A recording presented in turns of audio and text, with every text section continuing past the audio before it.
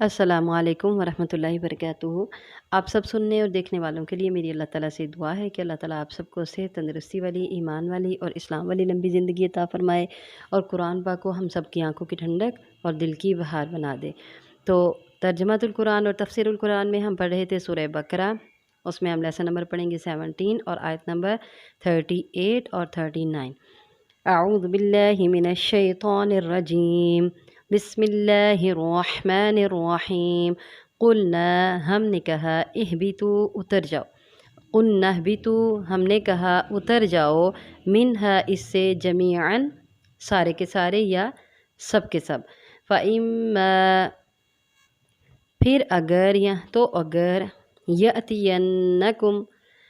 آ جائے تمہارے پاس، واقعی آئے تمہارے پاس، منی، میری طرف سے، ہدن، کوئی ہدایت، ومن تبع، تو جو کوئی تبع، پیروی کرے گا، یا من، جس نے تبع، پیروی کی، ہدایا، میری ہدایت کی، فلا خوف، پس نہ خوف ہوگا، علیہم، ان پر، ولا ہم، اور نہ ہی وہ، یحزنون، غمگین ہوں گے۔ آیت نمبر 39 دیکھیں، والذین، اور وہ لوگ جنہوں نے کفروا، کفر کیا، وکذبوا، اور جھٹلایا، بآیاتنا، ہماری آیات کو، اولئک،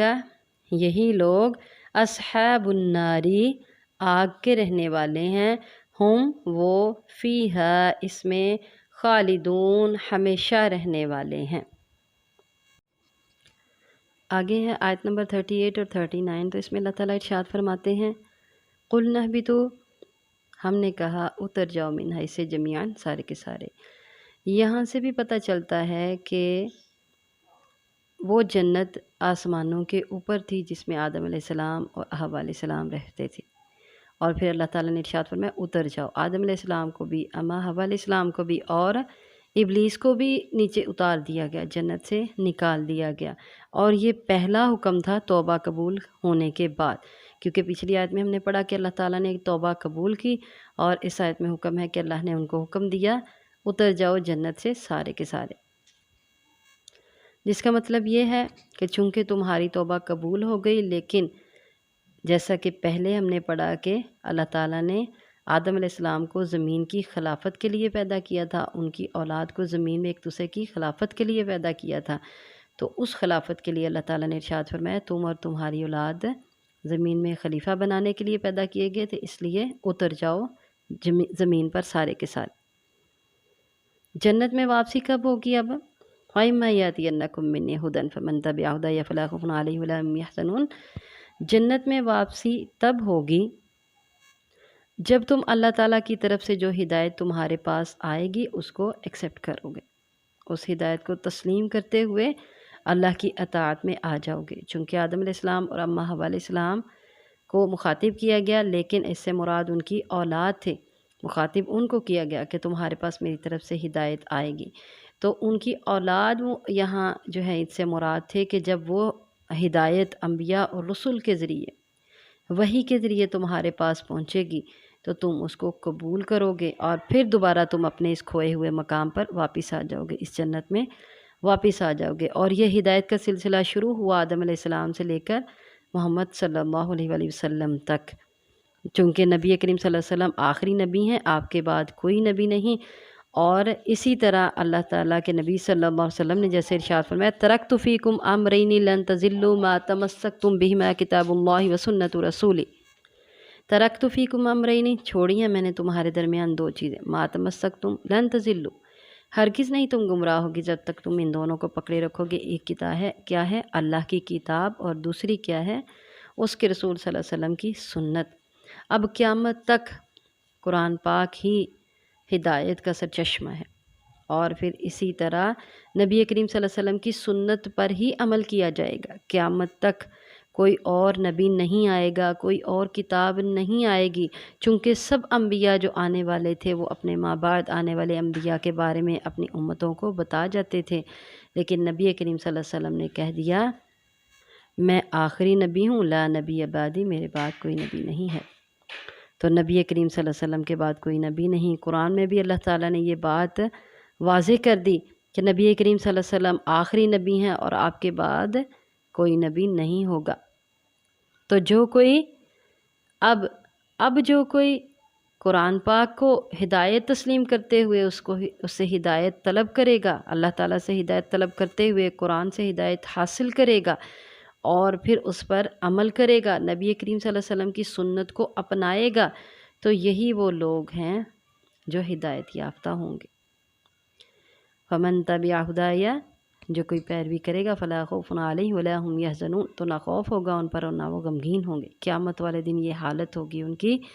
نہ ان پر خوف ہوگا اور نہ ہی وہ غمگین ہوں گے۔ خوف کس کو کہتے ہیں؟ خوف ہمیشہ مستقبل میں کسی نعمت کے چھین جانے کا خوف، کسی چیز کے ڈر کا خوف ہوتا ہے، یعنی خوف کا تعلق جو ہے نا وہ فیوچر کے ساتھ ہے،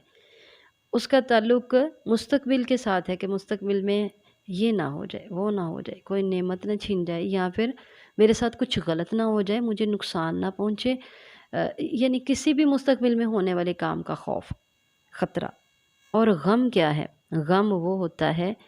جو پاسٹ میں گزری ہوئی پریشانیوں کا غم ہوتا ہے، ماضی میں کوئی بھی چیز جو ہاتھ سے نکل گئی، کوئی بھی پریشانی جو ہمارے اوپر آئی تو آج ہمیں اس کا غم ہوتا ہے۔